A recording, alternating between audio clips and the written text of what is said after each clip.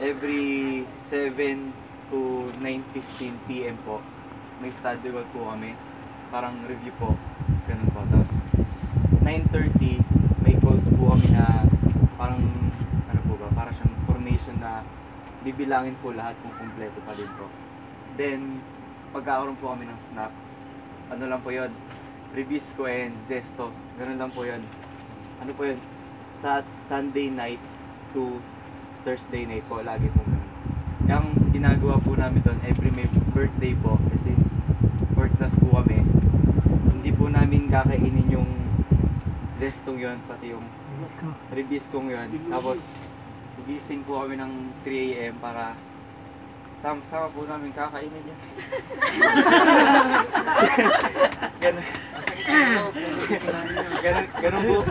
po yung ganun po kababaw yung ganun po kababaw yung malumig siya.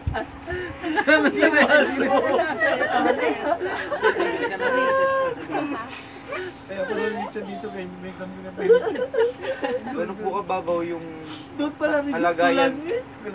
Ano po namin, parang kasiyahan namin na basta pagkakasama po kami ganun. Tapos dito ngayon, may ice cream pa. may cake. May kambing. May spaghetti pa.